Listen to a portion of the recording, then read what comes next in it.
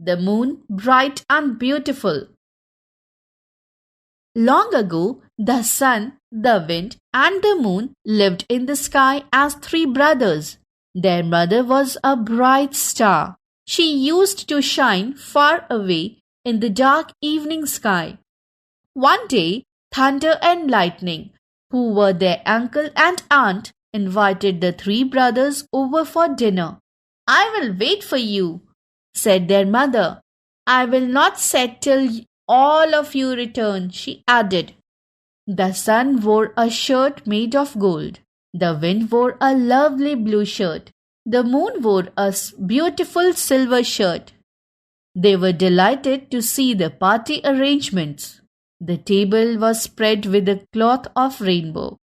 There were ice creams like the snow on the mountain tops, and cakes as soft and white as clouds, and all the juicy fruits from earth.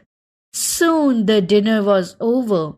The sun and the wind ate so much that they could not even walk. But the moon was kind. He hid a part of his supper in his silver shirt. He wished to take it home and share it with his mother. Finally, it was time to leave.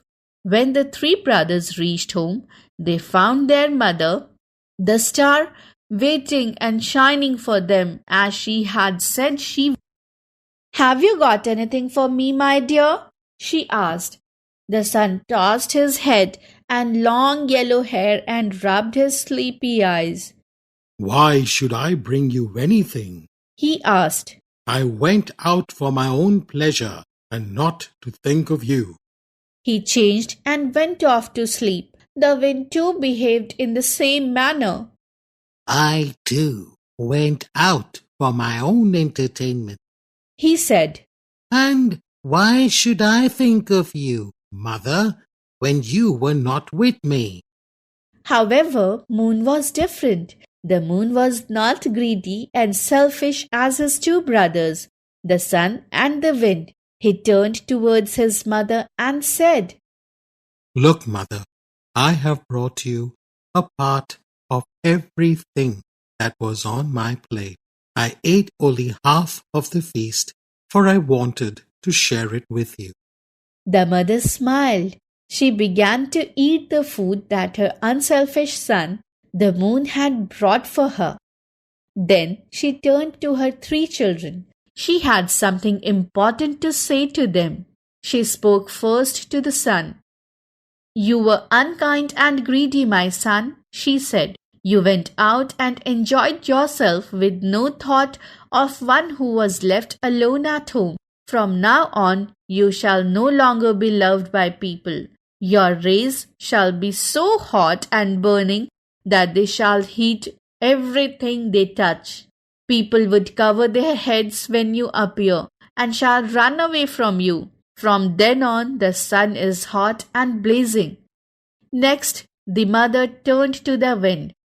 "You too, my son, have been thoughtless and selfish," she said. "You also enjoyed yourself with no thought of anyone else. You shall blow in the heat of your brother the sun, and wither and blast all that you touch. No one shall love you any longer, but all the people will dislike and avoid you."